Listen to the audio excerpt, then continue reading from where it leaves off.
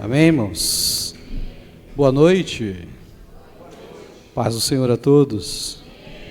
O irmão desbloqueou a memória ali quando ele falou Campina Grande. Eu me lembrei de Campina Grande do Sul. É lá ou não? Campina Grande do Sul não é lá, não? Aham, Campina Grande do Sul. Eu digo que ele desbloqueou a memória que eu tinha. Eu sou daquela região, né? Eu cresci lá.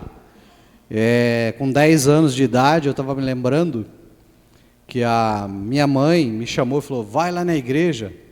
Pega a chave da irmã Nair, vai lá na igreja e pega a sombrinha dela que ela esqueceu na igreja. Como essa senhora era do ciclo de oração, ela tinha a chave. Só que ela era idosa, então ela pediu para um garoto ir lá, né? E eu fui. Irmãos, um garoto dentro de uma igreja, sozinho. Eu fui parar no púlpito, lugar que as crianças não iam. Acho que eu tinha uns 10, 11 anos, mais ou menos. Subi no púlpito, imaginei a igreja cheia e comecei a pregar. Sozinho, igreja vazia, né? Fiz aquilo que eu sempre queria fazer. Amém, irmãos? 2 anos depois eu estava pregando naquele púlpito. 2 anos depois eu estava pregando de verdade lá. Então o irmão me desbloqueou essa memória. Quando ele falou Campina Grande, eu falei, Campina Grande, daí lembrei dessa história. Amém, irmãos? Vamos à palavra de Deus. Livro de Salmos. Abra sua Bíblia comigo. No livro de Salmos, capítulo de número 90, versículo de número 12. Depois nós vamos para outro texto, mas a princípio, para dar início, vamos a este versículo do livro de Salmos, capítulo de número 90, verso 12.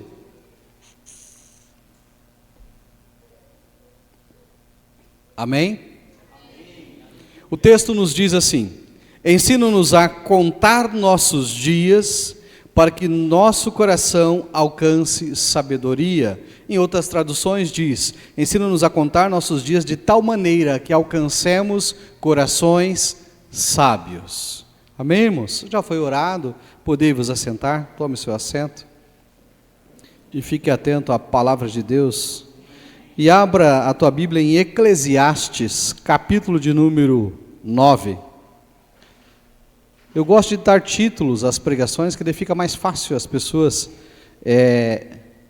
focar no assunto, né? E o título de hoje é 5 conselhos do pregador para uma vida plena. Eclesiastes, capítulo de número 9, versículo de número 1 em diante. Amém, irmãos? Conselhos de um pregador para a vida plena. O pregador não sou eu, o pregador é Eclesiastes. Se você pegar a palavra Eclesiastes no original, ela significa pregador, ou pregador. Então, quando você ler Eclesiastes, saiba, é um pregador que está falando. Amém, irmãos? Livro de Eclesiastes, escrito provavelmente por Salomão. Há uma grande suspeita que tenha sido ele, né? Pouca gente contesta que não foi, mas isso não nos interessa. O que interessa é o que está escrito ali. É de uma sabedoria muito grande esse texto, esse trecho.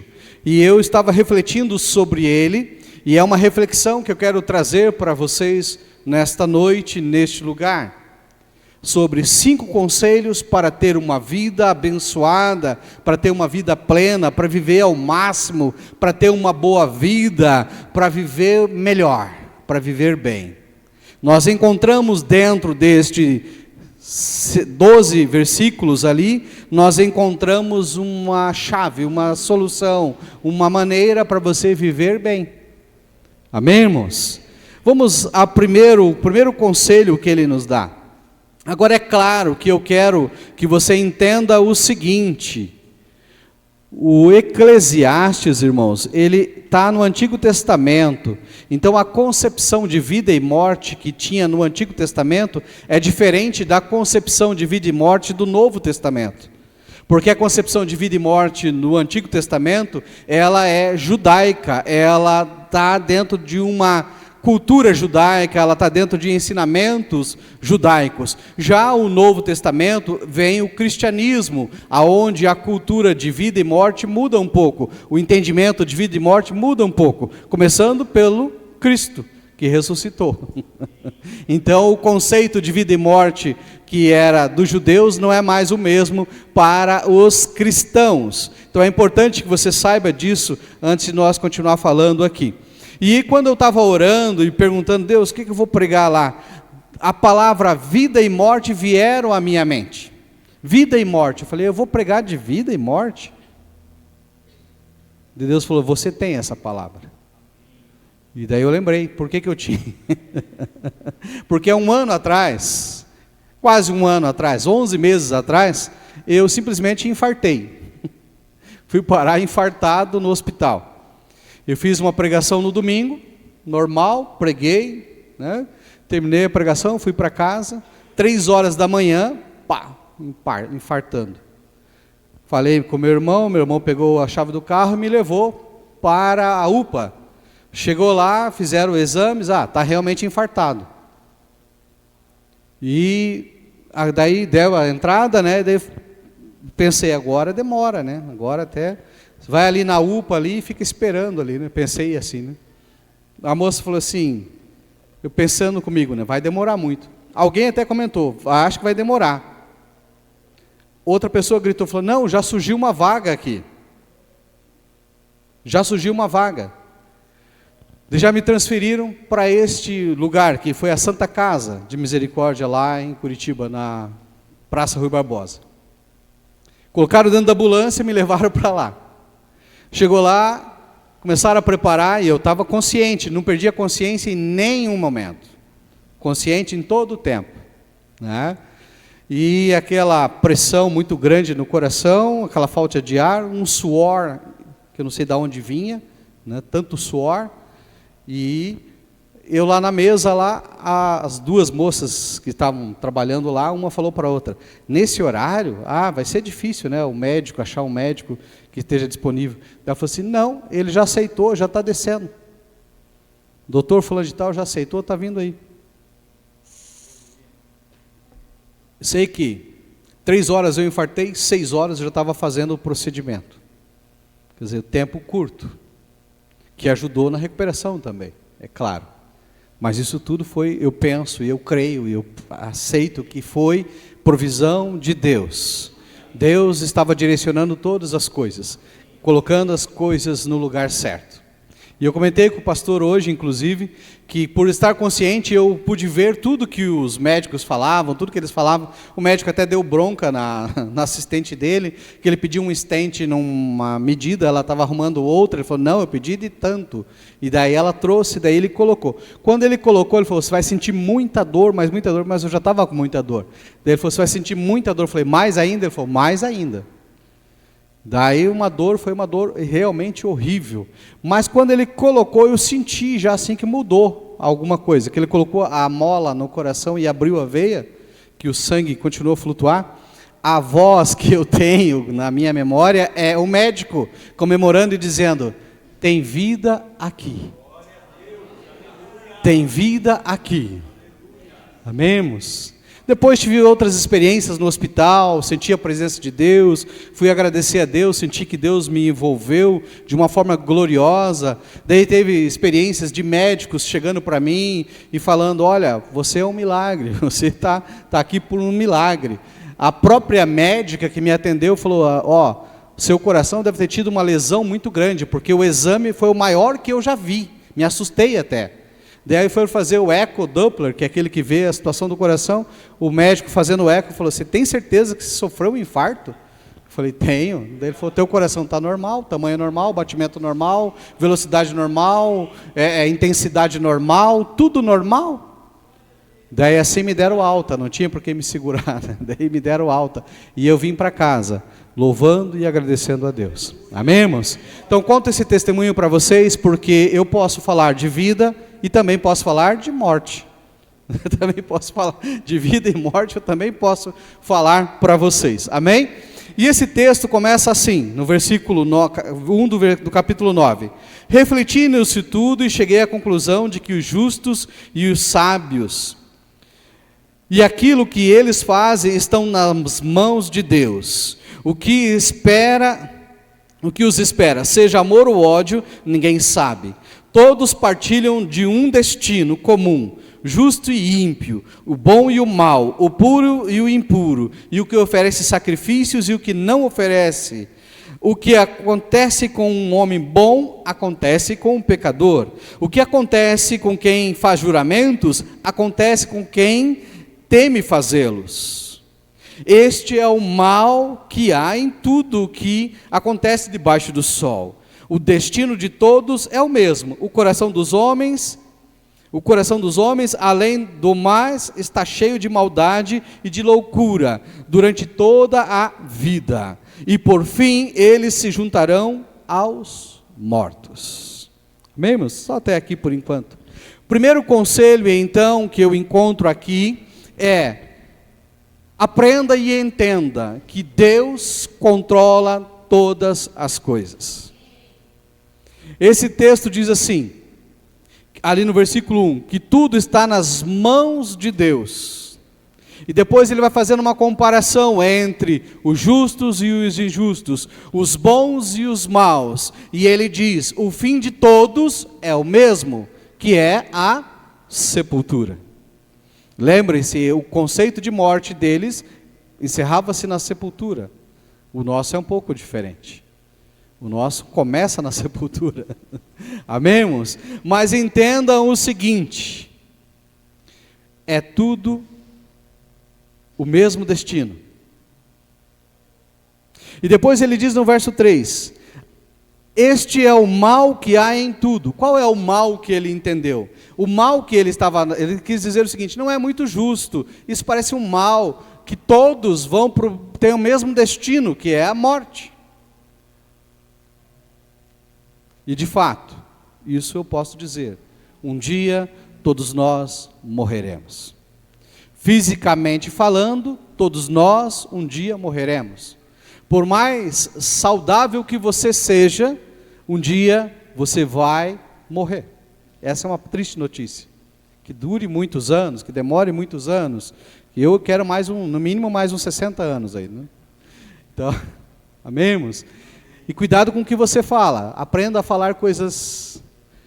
Porque eu tenho um outro testemunho, que eu dizia, eu vou morrer com 33 anos. Eu tinha 20 e poucos anos. Eu dizia, aos 33 anos eu vou morrer com 33 anos. Brincava e dizia isso. Com 33 anos eu estive morto dentro do hospital também. Eu tive hidrocefalia, água na cabeça. Fui internado no hospital de clínicas e fiquei lá 20 e poucos dias internado. E também sarei por milagre. O médico até hoje não sabe o que aconteceu. Não sabe o porquê que eu tive hidrocefalia com 33 anos, é doença de criança. Hidrocefalia é aquela doença que a cabeça fica enorme, mas eu tinha 33 anos. Depois eu saí de lá, Deus falou comigo, está vendo? Pare de falar coisas. Há poder nas coisas que vocês falam. Então, eu quero morrer daqui 60 anos ainda. Amém? Mudei o discurso. Amém? Aprendam, né? Deus às vezes dá algumas situações para a gente aprender. E quem não aprende, continua na escola. Não passa de ano. Então, irmãos, o primeiro conselho é esse, que você entenda que o controle está nas mãos de Deus. E que o teu fim, no sentido humano, é o mesmo de qualquer pessoa. Você não é, por ser você, que não vai morrer. Você vai morrer. Infelizmente, essa é uma verdade. Fisicamente falando, você tem o mesmo destino de qualquer pessoa. Destino de pessoas ricas, pessoas instruídas, pessoas da alta sociedade, como pessoas da baixa. Todos eles têm o mesmo destino humano, humanamente falando, que é a morte física. Então a gente tem que pensar um pouco sobre a vida. O salmista lá atrás, ele disse, nos ensina a contar os nossos dias. A contagem de dias não é contar, ficar contando. A contagem que ele está dizendo é ir vivendo. Ensina-nos a viver os nossos dias de tal maneira que a gente alcance sabedoria, que nós vivamos as nossas vidas com sabedoria, com inteligência, que nós possamos aprender durante o percurso da nossa vida. É isso que ele está dizendo. Então, quando a gente para refletir um pouco sobre a vida e chegamos a essa conclusão, um dia nós morreremos. A vida passa a ter outro sentido para nós. Eu sei disso, por 2 vezes eu quase morri. E na primeira experiência de quase morte que eu tive, quando eu voltei, eu queria fazer tudo aquilo que eu não havia feito. Eu comecei a fazer coisas que eu deixava para segundo plano. Eu comecei a desejar e fazer coisas que eu realmente queria fazer, porque eu fazia o que os outros queriam fazer. Então, pense, entenda, o controle está nas mãos de Deus. Ainda que o seu destino seja o mesmo do que qualquer pessoa, o que nos acalenta, o que nos dá tranquilidade, é que nós, hoje, temos uma concepção diferente de morte que eles tinham naquela época. Nós temos o pós-morte. Nós temos uma vida vindoura. Nós temos uma vida além, nós temos uma continuidade de vida, coisas que os judeus não acreditavam na ocasião, coisas que eles não ensinavam naquela ocasião. Para eles encerrava tudo na morte. Então nós precisamos entender que para nós, apesar de nós termos todos o mesmo destino, nós temos uma vida além.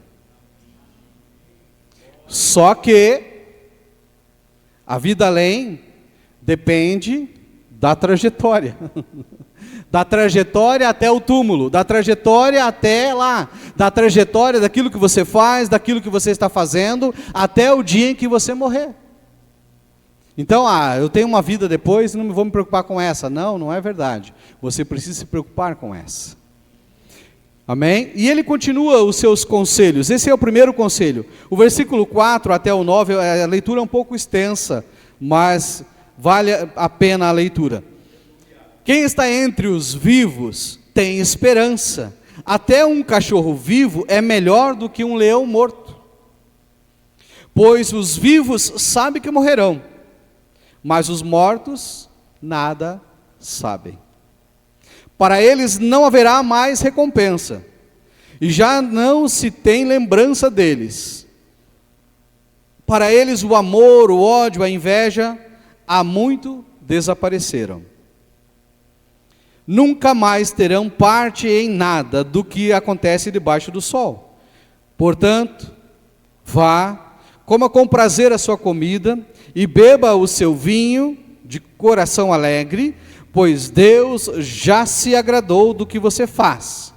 Esteja sempre vestido com roupas de festa e unja sempre a sua cabeça com óleo. Desfrute a vida com a mulher a quem você ama, todos os dias desta vida sem sentido que Deus dá a você debaixo do sol. Todos os seus dias sem sentido, pois essa é a sua recompensa na vida pelo árduo trabalho debaixo do sol. Até aqui. O conceito de vida deles, então, era algo para este momento, para esta terra. Há uma filosofia, a filosofia da vida breve, que eles dizem, inclusive, que tudo é para esta vida. Eles não creem numa vida posterior. E daí eles pregam os prazeres desta vida. Nós temos que tomar um cuidado para não entrar por esse caminho.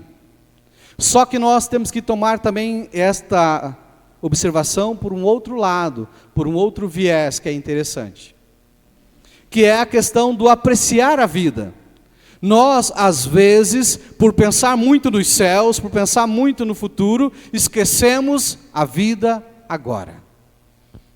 Esquecemos os nossos dias, esquecemos os nossos relacionamentos, esquecemos de apreciar a vida em pequenas coisas, em pequenos gestos, às vezes. E um dos conselhos deste pregador é exatamente isso: aprecie a sua vida. Ele diz ali, né, nesse versículo ali, ele diz: coma a sua comida, beba o seu vinho e se alegre. Vista o vestido de festa. Sabe aquela melhor roupa que você fica deixando para uma festa? Vista. Você não sabe quando você vai morrer. Você não sabe o dia e nem a hora. Você não tem o controle disso. Então não fique esperando a ocasião certa para vestir aquela roupa. Vista. Viva a sua vida num sentido de que você sabe que Deus te abençoou. E viva a sua vida como um abençoado de Deus.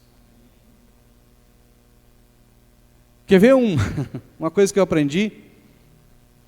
Toda segunda-feira, às vezes, nós temos algumas expressões para trabalho, né, para segunda-feira.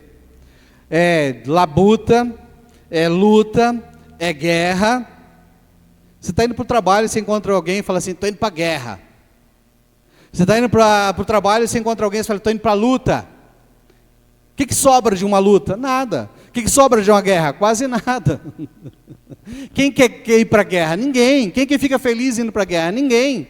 E assim você se doutrina já a pensar: meu trabalho é ruim, meu trabalho é terrível, meu trabalho é péssimo. E no entanto, o trabalho é uma bênção. Foi Deus quem te deu. O trabalho é uma bênção. Então, mude um pouco a linguagem. Eu aprendi isso e eu digo para você: mude um pouco. Acorde na segunda-feira, se arrume, põe a sua melhor roupa e daí diga: eu estou indo para a festa. Mesmo que esteja indo para o trabalho, diga: eu estou indo para a festa.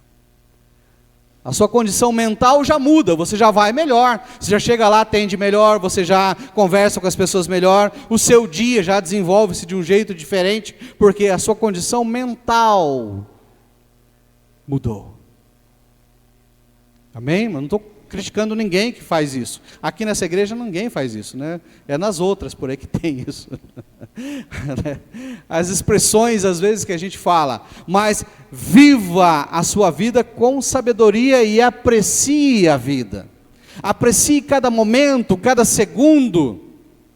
Tem pai, tem mãe que às vezes quando abre o olho, pisca 2 vezes, fala: nossa, já está com 10 anos. Eu vi ontem que nasceu, agora já está com 10 anos, passou 10 anos e a pessoa nem percebeu.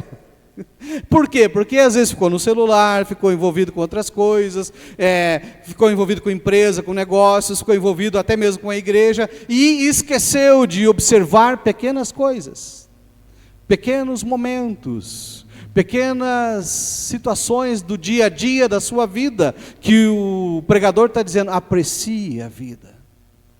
Viva a vida, coisas pequenas, uma bebida, uma comida.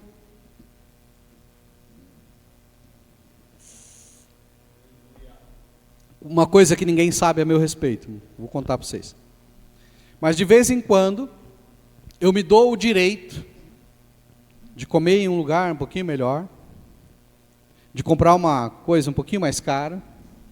Aliás, eu quase nunca compro nada, eu sempre ganho. Mas quando eu vou comprar, eu procuro comprar um pouquinho melhor. E é verdade, eu sempre ganho. Essa calça eu ganhei. E é impressionante que eu não preciso fazer nada, eu só penso: eu preciso de uma calça preta. Alguém leva. Eu queria um sapato marrom, que eu só tinha sapato preto, e eu queria um sapato marrom, sapato social marrom. Falei: preciso comprar um sapato marrom, preciso de um sapato marrom. Meu primo veio do Japão, falou: José, eu trouxe aqui um sapato que não serve para mim. Eu ganhei lá no Japão e não serve para mim. Marrom.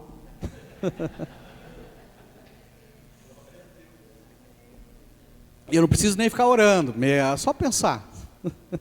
Eu só penso, Deus vai um dia, e é pior que é os detalhes. Eu falei que interessante, tem uma outra calça em casa que ela não é jeans e ela não é social. E eu falei: Deus, eu queria uma calça que não fosse jeans, que não fosse social. Difícil explicar, mas eu queria uma calça diferente, uma calça. Fiquei pensando assim. Meu cunhado chegou e falou: rapaz, eu ganhei umas calças que veio da Inglaterra, feita à mão. Não sei se você vai querer. Porque ela não é social, ela não é jeans. Duas calças, uma preta e uma azul. Daí eu vesti e ele falou, nossa, parece que foi feita para você. Eu falei, foi mesmo. E ela foi feita à mão. Foi feita à mão. A pessoa é um juiz que deu para ele, que mandou fazer lá na Inglaterra. Os irmãos estão entendendo? Deus cuida de você. Deus cuida dos detalhes. Deus cuida até dos detalhes. Claro, eu não ponho isso para impedir Deus. É no meu coração, às vezes vem, quero isso e tal. E eu estava lá precisando de uma calça jeans. Falei, precisava de uma calça jeans preta. Ganhei essa calça jeans. O meu irmão chegou e falou assim, estou com uma calça jeans ali, novinha, que não me serve mais. Acho que serve para você. Daí eu vesti, ele falou, nossa, parece que é tua essa calça há muito tempo. Eu falei, já era minha, você que não sabia. Amém. Então aprecie a sua vida, aprecie, viva a sua vida, viva os momentos, aproveite os dias, aproveite os momentos de festa, os momentos de alegria, os momentos em família, aproveite a sua comida, aproveite a sua bebida, viva com sabedoria, viva com inteligência e sempre com o coração grato. Sempre com o coração grato, porque tudo provém de Deus. Eu estou contando coisas aqui para os irmãos, que eu não previ contar, não queria contar, nem está programado para contar essas coisas, mas isso é porque vocês vão entender que é uma questão de vida, você vai vivendo assim. Viva com alegria e agradeça a Deus. Deixe de viver uma vida triste, uma vida sobrecarregada, uma vida empurrada. Você acorda de manhã e fala, ó céus, ó vida, ó azar. Lembrando que tudo que você fala é uma profecia. Você está profetizando sobre os seus dias, sobre a tua família, sobre o teu trabalho, sobre a tua casa, sobre os teus bens. Tudo é uma benção. Eu estou com um carro ali fora, não é novo, mas eu tenho há 12 anos mais ou menos ele. Eu fui comprar ele, chegou lá na época, ele valia 20 e poucos mil, na época. E eu tinha 12. Eu cheguei, dei a volta no carro, fui lá, né? O cara queria vender, dei a volta, andei com o carro, voltei, entreguei para ele. Falei para ele, é o seguinte, eu tenho tanto. Tenho 12 mil em dinheiro. Se você quiser, a gente faz negócio. Não, tudo bem. Ele falou, rapaz, eu rejeitei essa semana passada 19 mil nele. Mas por alguma razão, que eu não sei te dizer o que, eu preciso vender para você esse carro.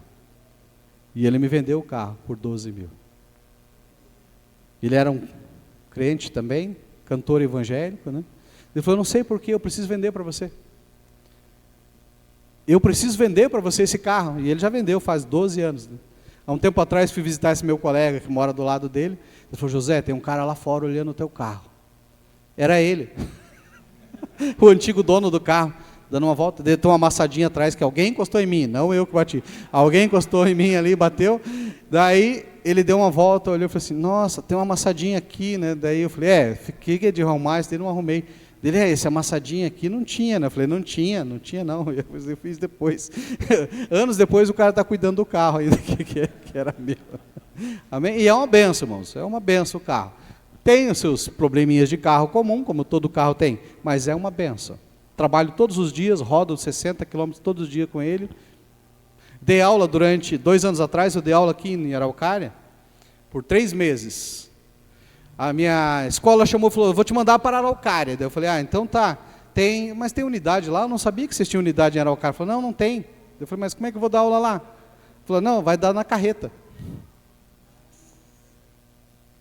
Encostaram a carreta na Praça da Bíblia lá, e por 3 meses eu fiquei dando aula lá dentro daquela carreta. Lá. Eu vinha lá da onde eu moro, aqui, dar aula na carreta ali. Né? Não sei se alguém viu a carreta do Senac lá, né? Daí eu dava...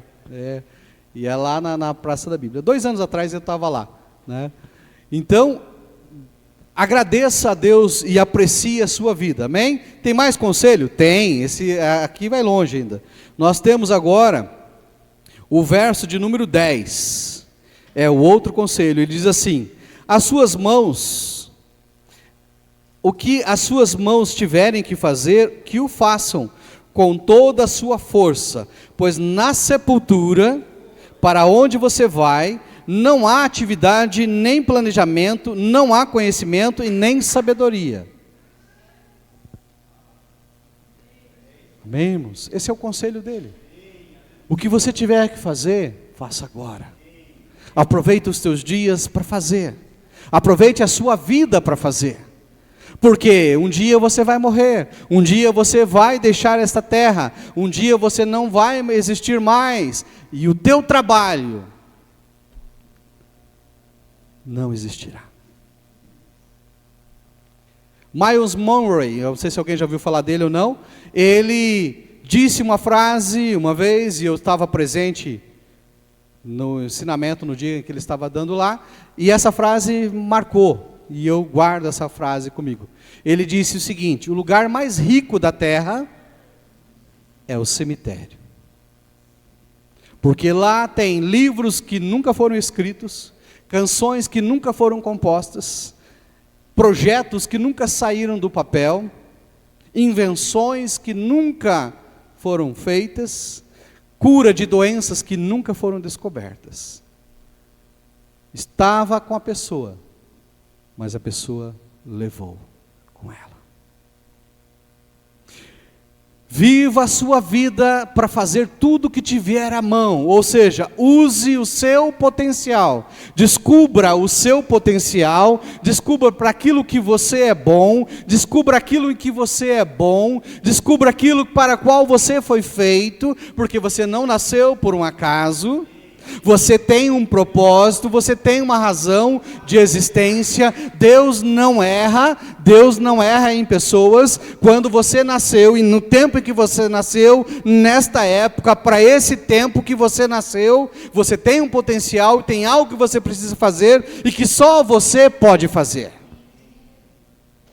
Então faça.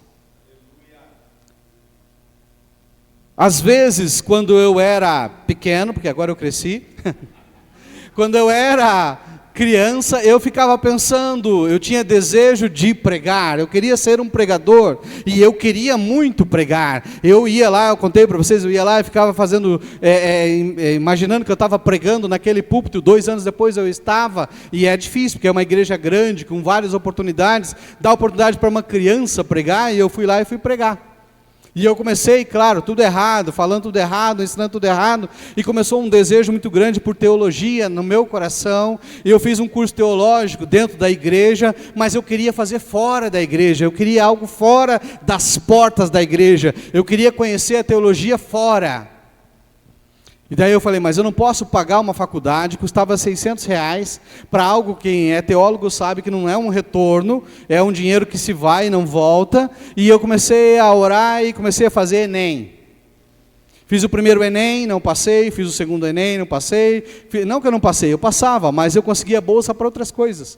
Eu consegui bolsa para a minha área que eu estou, a área de informática, que eu sou professor. Eu consegui bolsa para a área de informática, para a área de contabilidade, para a área de marketing. Mas eu não conseguia bolsa para teologia. 5 anos. Alguém diz, é fácil para você, é só pensar que Deus te abençoa. Não, foram 5 anos. 5 anos de persistência. No último ano, eu disse para Deus, eu não vou mais fazer, esse vai ser o último ano. Veio a primeira chamada, não consegui. Já estava quase desistindo. Daí a Jennifer, uma menina da igreja lá, falou, pastor, pode ser que, isso no domingo, ela falou, pode ser que seja na segunda chamada, porque o meu foi na segunda chamada. Irmãos, no domingo esses órgãos não trabalham, né? Daí eu cheguei da igreja, olhei meu e-mail, estava lá. A faculdade evangélica do Paraná, me oferecendo uma bolsa de teologia.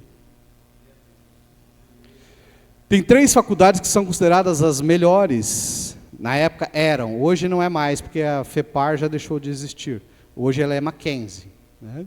Mas eram as 3 melhores de teologia no Paraná, que é a evangélica, a PUC e a FABAPAR, que é a Batista. As 3 melhores naquela ocasião. Hoje pode ser que tenha outras. Eu fui estudar na evangélica por 4 anos. 4 anos fazendo teologia lá. Minha turma de teologia foi a última turma de teologia lá, não teve mais, acabou. E 1 ano antes, deu uma reviravolta lá, fecharam um monte de curso, dispensaram todo mundo e falaram para nós: vocês vão terminar onde vocês quiserem o curso de vocês, mas aqui vocês não vão terminar. Só tinha 6 alunos na sala, começamos em 40 e poucos, mas ficou só 6. Teologia não atrai muita gente, sabe? Teologia não dá dinheiro, então. As pessoas saem fora. 6 alunos lá e foi dispensado. Eu falei: meu Deus, o Senhor começou a boa obra, o Senhor é fiel para terminar. Tudo bem. Nós fomos para a faculdade, começamos até a estudar na faculdade evangélica de Curitiba, que é de uma outra igreja, e luterana, na verdade, uma faculdade luterana. Daí nós começamos a estudar lá, só que não era a mesma coisa, e lá a gente tinha que estudar 2 anos ainda, nós só estávamos no último ano. Lá a gente tinha que estudar mais 2 anos ainda para poder concluir o nosso curso. Enfim, fizeram uma reunião lá, e a justiça determinou que a faculdade evangélica reabrisse os cursos que eles tinham fechado, e terminasse os cursos para depois encerrar. E ela reabriu. Só que os outros cursos não voltou ninguém, só voltou os 6 alunos de teologia. A escola, durante 1 ano, ela teve que abrir as portas para os alunos de teologia e encerrar o curso de teologia que estava finalizando. Nós 6 finalizamos daí o curso na evangélica. Amém, irmãos? E eu sempre quis estudar teologia, porque fazia parte do meu potencial, fazia parte do meu desejo, da minha vontade. Amém, irmãos? Tem mais coisas. Depois um colega meu falou: vamos fazer mestrado na PUC? Eu falei: você está doido? Como é que entra mestrado na PUC? O custo lá é 1.000 e poucos reais. Na verdade era 1.500 reais. Daí eu falei: como é que eu vou fazer mestrado na PUC? Daí ele falou: vamos concorrer uma bolsa. Fomos lá e nós 2, para você ver como Deus faz comigo as coisas. Na faculdade já foi na segunda chamada. Ali o meu amigo foi, nós 2 fizemos, ele foi chamado. Eu não. Eu falei: amém, Deus abençoe. Isso em fevereiro. Em março, recebi uma ligação, o professor falou: você quer realmente estudar teologia? Eu falei: quero. Você quer realmente fazer mestrado? Eu falei: quero. Então vem aqui que surgiu uma bolsa. Daí eu fui. Fui lá, fiz tudo, a entrevista, tudo que tinha lá. Ele falou: surgiu a bolsa. Ele falou: agora você precisa ir lá e abrir a conta no banco. Eu falei: abrir conta no banco? Ele falou: sim, você precisa abrir a conta no banco. Eu falei: por quê? Para receber. Vai receber o quê? A bolsa. Eu falei: mas não é só estudar? Ele falou: não, você vai receber um valor. Durante 2 anos, eu recebi R$ 1.500 para estudar, e não paguei. Durante 2 anos eu recebi R$ 1.500 todo mês para estudar teologia na PUC, na melhor faculdade que tem aqui, e não paguei R$1. Amém, irmãos? Fui pesquisador da PUC nesse tempo, né? Por 2 anos. Sim. Amém. Obrigado. Por 2 anos eu fui pesquisador da PUC, então, e não paguei nada. Recebi, apenas recebi. R$ 1.500 todo mês. E é bem interessante que, daí eu tentei o doutorado, não consegui. Mas eu entendi que o doutorado é mais sério, e a PUC estava sendo dominada por ensinos duvidosos, e eu entendi que Deus estava dizendo: está na hora de você se afastar um pouco, se refugiar na igreja um tempo, depois você volta. E eu estou aguardando esse tempo que Deus vai mandar eu voltar para lá, para terminar o doutorado. Amém, irmãos? De graça também. Amém? De calça nova ainda. Amém? Então, sobre o seu potencial, descubra aquilo que você é bom e invista naquilo que você é bom. Eu estou contando de teologia, não é porque eu sou melhor que você, é porque eu descobri o meu potencial e eu estou investindo nele, eu invisto nisso. Então, invista no seu potencial, naquilo que você é bom, naquilo que Deus chamou você para fazer. Talvez você é da área do canto, da música, invista nisso. Talvez você seja da área da pregação, ou talvez você seja de uma outra área. Talvez você seja até da área da limpeza, não importa. Invista no seu potencial e desenvolva ele, porque isso Deus chamou você para fazer, e ninguém pode fazer por você. A obra de Deus não vai parar, Deus vai levantar outros que vai fazer, mas o teu trabalho diante de Deus vai ficar uma falta, porque ninguém vai fazer o teu trabalho, ninguém faz igual você, ninguém faz exatamente igual você. Arrumar uma cadeira aqui na igreja, ninguém arruma como você, ninguém limpa essa mesa, ninguém limpa nada como você, ninguém limpa com o amor que você tem, ninguém limpa com o sentimento que você tem, ninguém faz as coisas como você, por você, porque você é único.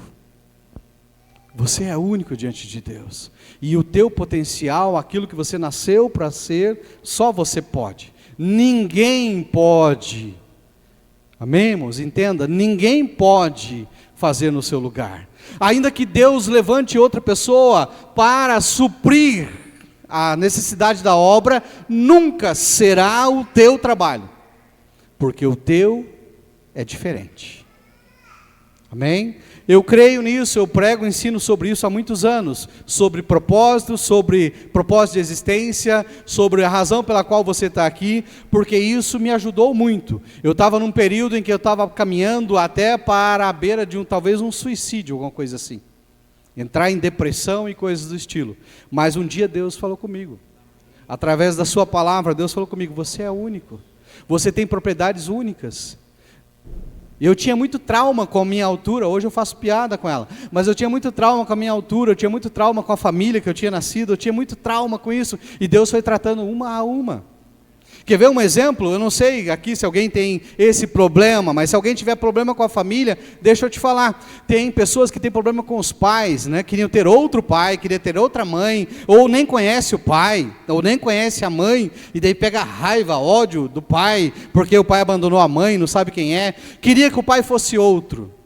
Eu queria ter nascido, porque eu tinha um amigo meu chamado Marcos, ele era filho único, então ele tinha tudo, sabe aquele filho único que a mãe dá tudo? E eles eram lá em Campina Grande do Sul, lá é um lugar assim de chácaras e tudo, e daí a mãe do Marcos dava tudo para ele, o Marcos tinha tudo, o Marcos queria uma bicicleta, a mãe dava, o Marcos queria isso aqui, a mãe dava, e eu, família, 7 irmãos, meu pai trabalhava de encanador, de construção civil.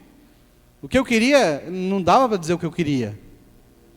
O que eu sonhava, não dava. E daí eu ficava pensando, podia ter nascido na família do Marcos. Eu podia ter sido irmão do Marcos, né? Ele é sozinho, e nós dois somos melhores amigos. Podia ter nascido lá. E sabe o que Deus me disse? Que se eu tivesse nascido lá, eu não existiria. Nascendo lá, eu não seria eu. Nascendo lá, eu seria outra pessoa, porque eu sou fruto de quem? Do meu pai, da minha mãe e da minha família. Até a minha concepção histórica e tudo tem a ver com os 7 irmãos, as dificuldades que a gente passou na vida. Eu sou quem sou hoje por causa de tudo isso. Eu falei, poxa, não precisa ser tão duro assim comigo, Deus. Mas Deus falou, você não iria existir, você não existiria. E eu digo isso para você também, se você pensar em outro pai, em outra mãe, eu não queria ter meu pai, eu não conheço, eu tenho raiva dele. Não tenha raiva dele, agradeça a Deus, porque se não fosse o seu pai, não fosse a sua mãe, você não existiria. Se fosse outro pai, se fosse outra mãe, você não seria você. Você seria outra pessoa. Então nós temos uma identidade única, porque Deus nos fez único. E Deus não erra, Deus não erra, Deus te coloca na família certa, no tempo certo, no lugar certo, Deus não erra. Deus nunca errou e não vai errar em você. Deus nunca errou e não vai errar na sua história. Deus nunca errou, não vai errar na história da sua vida, na história da sua família, não vai errar em você. Deus jamais erra. Confie nele, acredite nele e continue seguindo ele. Versículo 11, ele diz assim, ainda falo sobre o quarto conselho, amém? Estou já me encaminhando para o final. Percebi ainda outra coisa debaixo do sol. Os velozes nem sempre vencem a corrida. Os fortes nem sempre triunfam na guerra. Os sábios nem sempre têm comida. Os prudentes nem sempre são ricos. Os instruídos nem sempre têm prestígio. Pois o tempo e o acaso afetam a todos. O quarto conselho, então, ele está dizendo o seguinte, olha, todos têm o mesmo pagamento. Indiferente do que são e do que fazem, todos têm o mesmo destino, que é a morte. Lembrando que eles têm uma concepção de vida breve. Mas aqui o que eu entendo e o que eu posso transmitir para vocês dos conselhos para a vida não se vanglorie naquilo que você é, naquilo que você tem, no seu potencial, porque você não é melhor do que ninguém, você é igual a qualquer pessoa, você tem o mesmo destino de qualquer pessoa, e não importa, eu fiz mestrado em teologia, sou teólogo, tenho a teologia, tenho conhecimento na área de informática, mas isso não me faz melhor e nem pior do que ninguém. Então não é nesse conhecimento que eu me vanglorio, muito pelo contrário, a Bíblia me diz que eu devo me gloriar-me por ter o nome escrito no livro da vida, por ter sido um dia anotado nos céus, por meu nome estar lá, isso sim eu devo me gloriar, mas não em mim, não no que faço, não no que tenho, não no que sou, porque tudo que sou é dele, tudo que tenho é dele.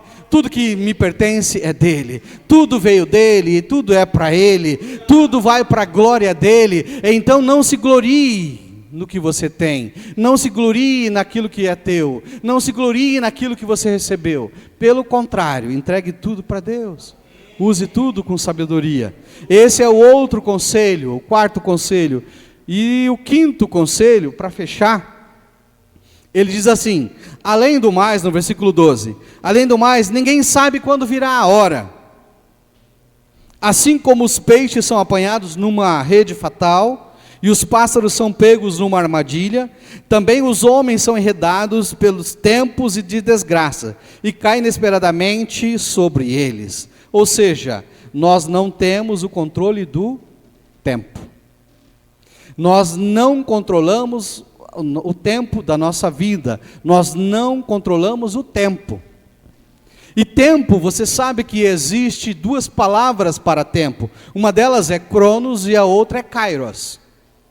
O cronos é de onde deriva o termo cronológico, que é um tempo linear, quantitativo, que vai contando dias, depois semanas, meses, anos, décadas, séculos e assim vai. É o tempo cronológico, o tempo do relógio. Esse é o tempo determinado pelo Cronos.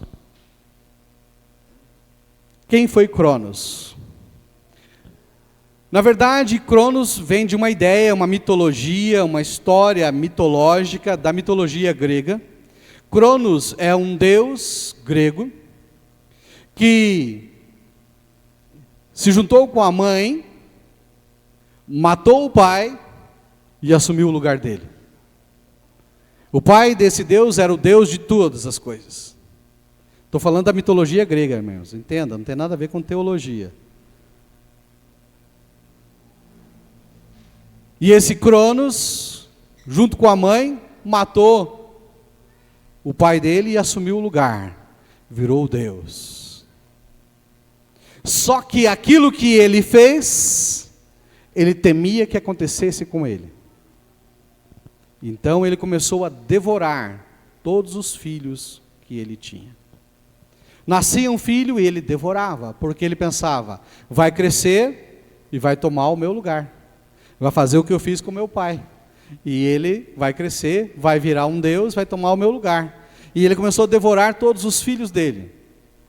Até que a mãe escondeu 2 ou 3, um deles era o tal de Zeus, que daí virou o Deus de todos, o Olimpo, né, do Monte Olimpo lá. Essa história aí já está mais próximo das pessoas. Então quem é Cronos? Cronos é um ser terrível que devora pessoas. Quem é o tempo? O tempo te devora. O tempo devora. O tempo pressiona.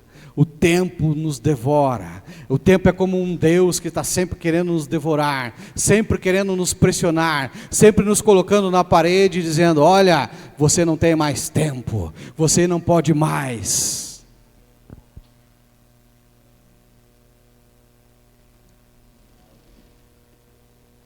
Nós não temos o controle do tempo de fato. Só que surge na história, na teologia, uma outra palavra, chamada kairos. É grego. Grego já é mais próximo da Bíblia. Inclusive o Novo Testamento é escrito em grego. Já da época dos apóstolos, a palavra para tempo que se usava em algumas ocasiões era kairos. Kairos traduzido é o tempo certo. Não é um tempo quantitativo, é um tempo qualitativo. Um tempo pelas qualidades. O que eu estou dizendo com isso? É traduzido também kairos como o tempo de Deus.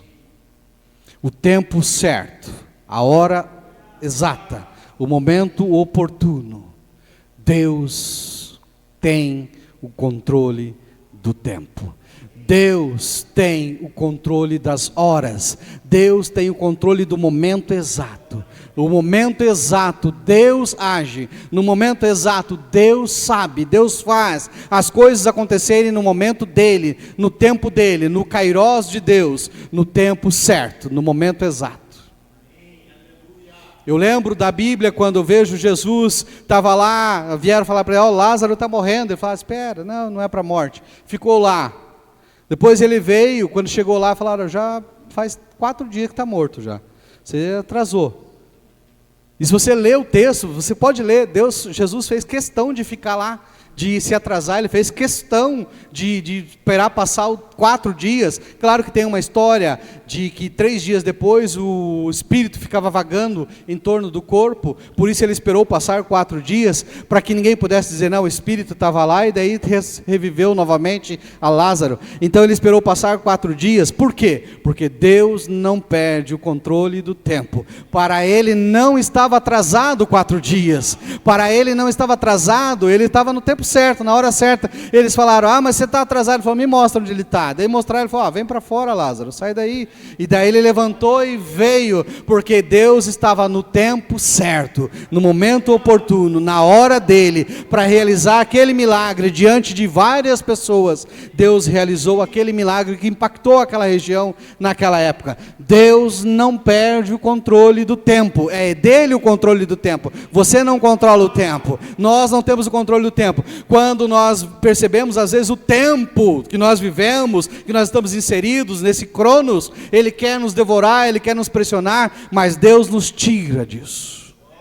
Deus nos tira e diz: calma, calma, o tempo é meu. Na hora certa, no momento certo, na hora exata, eu entro em ação. No momento certo, na hora exata, eu digo que tá.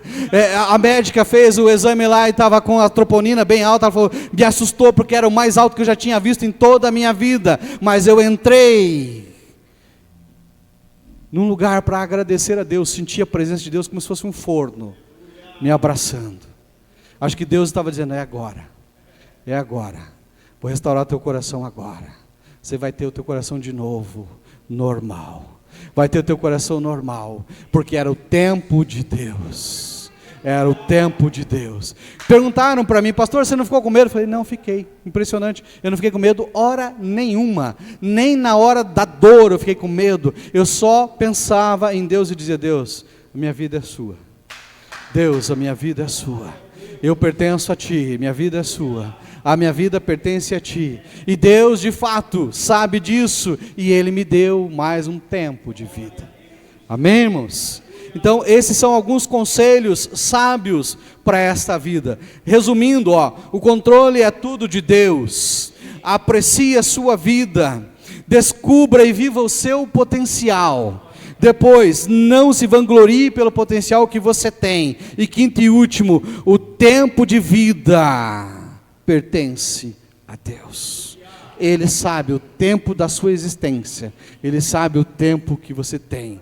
Então, viva o seu potencial agora, porque você não sabe quanto tempo você tem. Faça o melhor que você tem para fazer agora. Faça o melhor para a sua vida, o melhor na sua história, o melhor na sua casa. Faça o melhor possível agora, porque você não sabe o dia de amanhã. Não estou profetizando aqui que alguém vai morrer, não estou profetizando nada disso, porque todos nós vamos morrer, todos nós morreremos. Mas o que eu estou dizendo é que nós precisamos viver uma vida com sabedoria.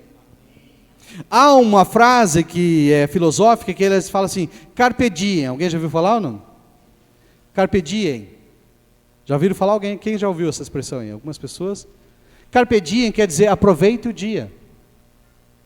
É uma filosofia que diz que você deve aproveitar o momento. Aproveite o momento, aproveite o dia. É uma filosofia da vida breve também. Quer dizer, aproveite o máximo agora. Mas eu diria, aproveite, mas aproveite com sabedoria. Amém? Chegou o tangedor, amém? Não. Não, mas eu preciso chamá-lo. Se eu não chamar, ele não vem. Eliseu chamou um tangedor. Entendeu? Brincando, pode tocar, amém? Fique livre, deixa o Espírito lhe usar. Mas, resumindo, irmãos, a vida é algo precioso e que às vezes nós não percebemos. Nós vamos vivendo o nosso dia a dia e entramos numa roda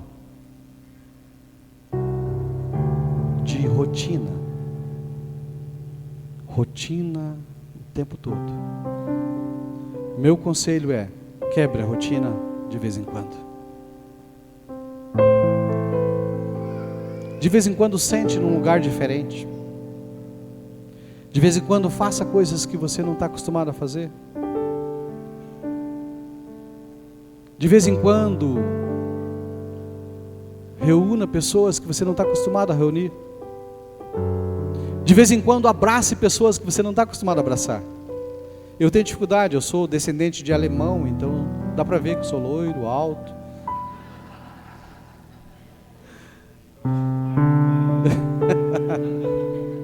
Sou descendente de alemão, né? E daí, o Marcos era, pior que era. Ferrarini. Acho que italiano, alguma coisa assim. Mas faça coisas diferentes. Eu tenho dificuldade em expressar sentimentos, mas eu tenho tentado melhorar isso. E eu queria que você também fizesse isso. Na sua casa, na sua vida, na sua família, expresse sentimentos. Abrace pessoas, presenteie pessoas, receba presentes, se alegre por eles. Faça coisas diferentes, quebre a rotina. Porque a rotina às vezes nos põe numa roda e a gente vai passando o tempo. Quando a gente acorda, passaram-se 10 anos e você não viu, ou passaram-se 20 anos e você não viu. Tudo aquilo que você queria fazer já passou muito tempo e você não fez. Sonhos, desejos, planos, intenções que você tinha, você falava, eu não pude fazer. Por quê? Porque entrou numa rotina e você não saiu dela. Fuja da rotina, quebra a rotina, mas depois volte para ela. Porque a rotina também faz bem. A rotina também é boa. Mas você não pode ficar só nela. Porque você precisa apreciar a vida. Aqui quando ele fala de bebida, porque naquela época eles tinham um certo tipo de vinho que eles tomavam. Não estou dizendo que é para você beber, tá bom, irmãos? Não é isso. Não estou também dizendo que não deve beber. Cada um faça o que foi ensinado a fazer. Agora eu tenho algumas coisas que Deus está me fazendo falar muita coisa de mim hoje. Toda compra que eu faço, eu gosto muito de suco de uva. Porque quando porque eu aceitei Jesus, eu me desviei, fiquei afastado e eu gostava muito de vinho.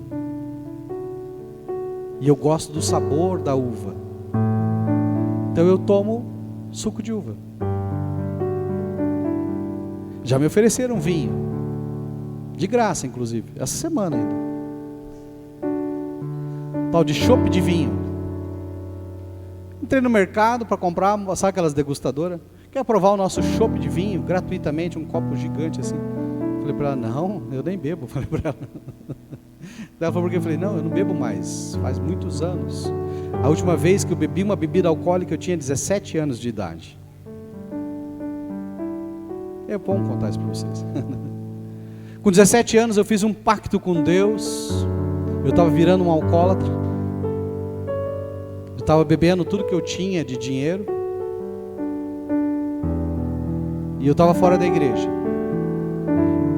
Mesmo fora da igreja eu fiz um pacto com Deus. E eu disse, Deus, de hoje em diante eu não quero mais colocar nenhuma gota de álcool na minha boca. De hoje em diante eu quero ser limpo do álcool. E eu quero que o Senhor me ajude a nunca mais beber. Eu tinha 17 anos, tenho 50 agora. Nunca mais mesmo. E já me deram, já fiquei em lugares que tinha bebida. Na época até inclusive foi muito difícil para mim, mas eu resisti ali, que tinha os amigos, né? E eu não parei de andar com eles, continuei andando com eles. A gente ia para um famoso Largo da Ordem, alguém já ouviu falar ou não? Lá em Curitiba. Ia lá no Largo da Ordem, chegava lá, sentava, eles começaram a pedir bebida, né? Foi até um susto para eles. Cerveja, uísque, não sei o que, né? Chegou a mim e falei, Coca-Cola. Eles olharam, Coca-Cola? Eu falei, vou tomar só Coca hoje. No segundo dia, novamente, eles lá, cerveja, né? Eu, vejo uma Sprite para mim. Eles, Sprite? Eu falei, vou tomar só Sprite hoje. Passaram-se em torno de uns 2 meses depois, o garçom chegava na nossa mesa, era Coca-Cola, refrigerante, todos eles estavam bebendo. Eles pararam de beber bebida por minha causa. Eles pararam de pedir cerveja, eles pararam de beber porque eu não bebia. E eles começaram a beber refrigerante também. Porque eles acharam que era uma estratégia minha para não gastar muito. E não era, na verdade era uma estratégia minha porque eu tinha feito um voto com Deus. Graças a Deus consegui cumprir esses votos. Amém, irmãos? Quero encerrar então fazendo uma oração por vocês. Eu vou devolver a palavra ao pastor, senão eu começo a falar demais. Não, eu sou meio exagerado um pouco. Pode cantar. Mas de tudo, irmãos, eu quero que você entenda o seguinte: o controle de tudo está na mão de Deus. A nossa vida, nós não sabemos o que vai acontecer amanhã. Então nós temos que viver da melhor maneira possível. Mas não para nós mesmos. Viver para Deus. Viver para Deus. Descobrir aquilo que Deus tem para nós, de potencial, aquilo que Ele colocou em nós, e gastar esse potencial para Deus. Usar esse potencial na casa e na obra e na vida para Deus. Às vezes o teu potencial não está relacionado à igreja, mas está relacionado ao vizinho, a outra pessoa. Um dos meus potenciais é dar aula para jovens e adolescentes. Vou contar só esse testemunho e depois eu encerro. Eu fui dar aula pelo Senai naquela ocasião.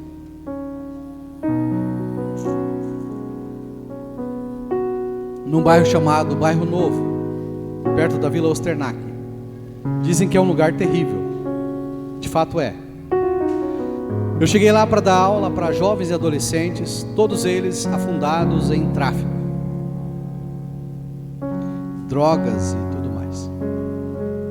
Mas tinha um menino que era uma espécie de líder deles, que na hora do intervalo, eu dava aula, na hora do intervalo ele ia fumar maconha lá longe e levava alguns.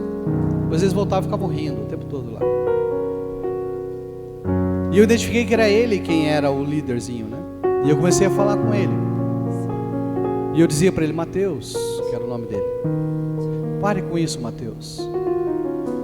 Mateus, Deus te ama, Jesus te ama. E ele tinha uma tatuagem de palhaço no braço que diz que é matador de policial. Não sei se ele tinha matado, acho que não. E eu dizia para ele: Mateus, pare com isso.